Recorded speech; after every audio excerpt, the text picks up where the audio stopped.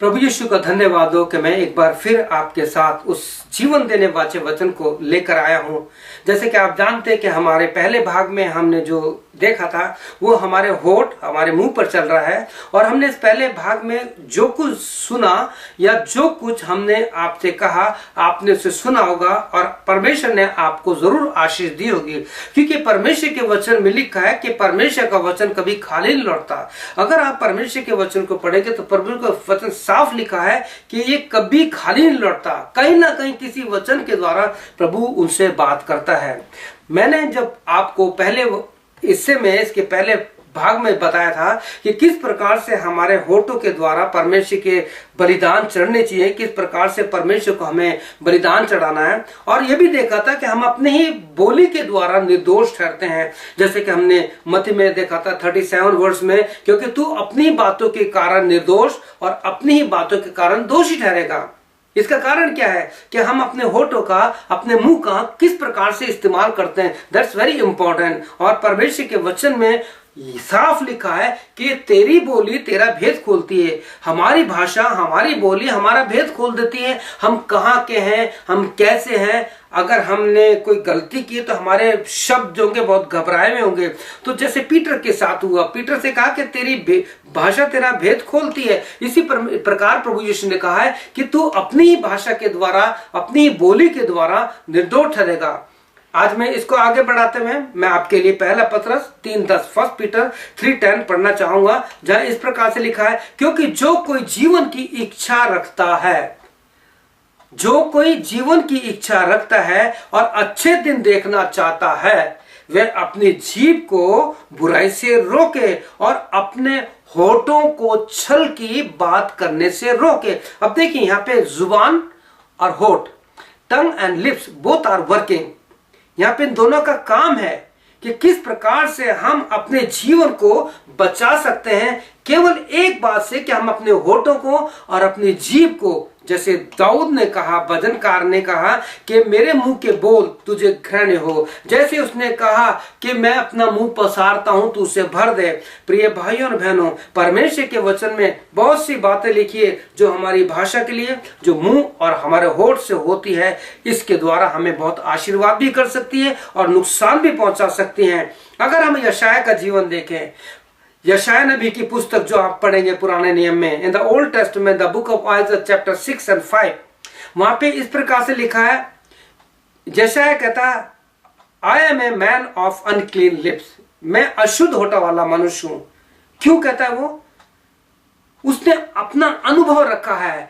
यहां पे मैं उस वचन को आपके लिए पढ़ रहा हूं, 5th वर्ष में इस पर लिखा है, तब मैंने कहा हाय हाय मैं नाश हुआ, क्योंकि मैं अशुद्ध होठों वाला मनुष्य हूं और अशुद्ध होठों माने मनुष्य के बीच में रहता हूं, क्योंकि मैंने परमेश्वर को अपनी आंखों से देखा है। प्रिय भाई और बहनों, मैं आपको बताना चाहता हूं कि यशायाह ने जब परमेश्वर के दर्शन को देखा, वो क्या कहता है, मैं अशुद्ध होठों वाला मनुष्य, मुझे आज पता लगा कि मेरे होठ क्या है, क्योंकि मैं ऐसे लोगों के बीच में रहता हूं जिनके द्वारा मुझे बुराई करने को मिलती है, बुराई करने को मिलती है, बुरा सुनता हूं और बुरा बोलता हूं। वो कहता है कि मैं अशुद्ध होठों वाला मनुष्य हूं।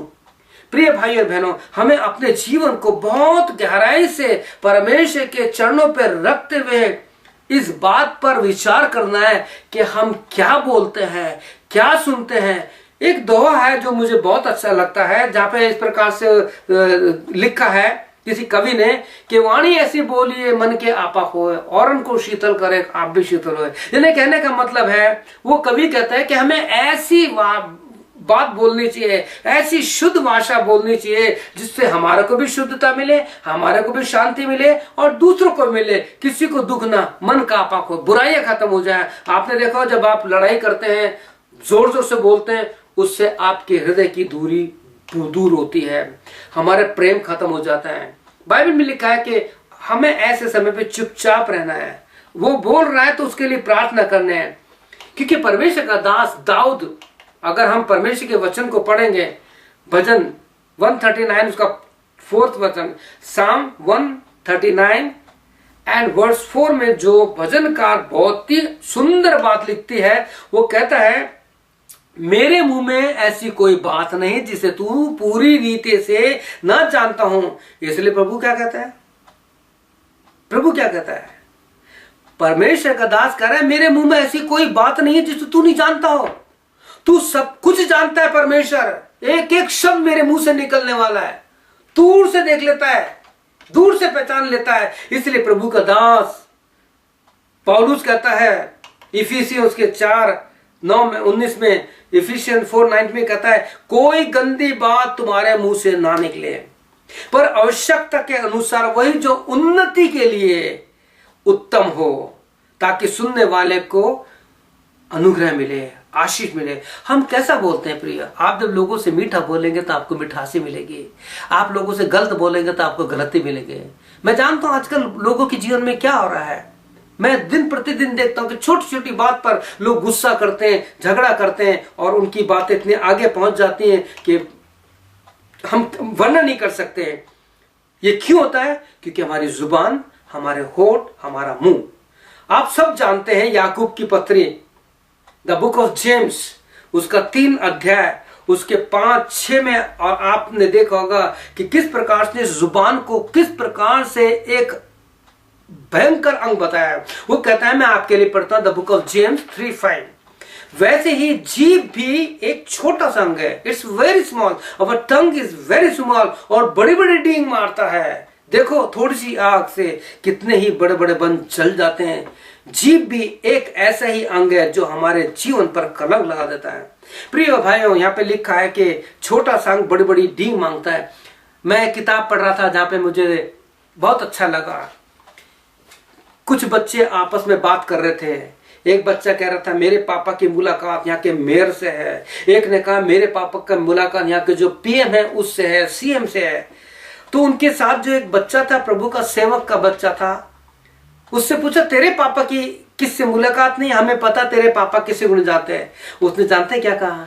मेरे पापा इस सृष्टिकर्ता को जानते हैं, मेरे पापा प्रभु यीशु को जानते हैं, जिसने इन सब पीएम को, इन अधिकारियों को बनाया है। क्योंकि नीति वचन 21:1 में लिखा है उनके मन परमेश्वर के हाथ में, उनका मन परमेश्वर के हाथ में, उनका मुंह परमेश्वर के हाथ में। कितनी सुंदर बात है अगर आपके बच्चे कहें कि मेरे पिता, मेरे माँ बाप परमेश्वर को जानते हैं। प्रिय भाइयों, हमें इन जीभ के बारे में देखा है। याकूब के पत्र पढ़िए, आपको पता लगेगा कि किस प्रकार से परमेश्वर का दास कहता है कि जीभ आग लगा देती है, बड़े बड़े काम कर देती है।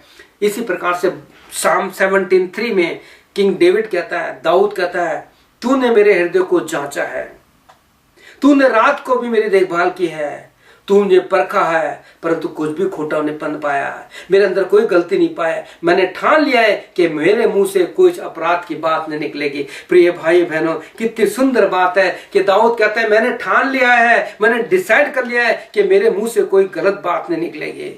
हालेलुया। क्या हम इस बात का निर्णय करेंगे कि मेरे मुंह में कोई ऐसी बात नहीं है? क्या हम कहेंगे कि आज के बाद मैं अपने मुंह से कोई गलत बात नहीं बोलूंगा?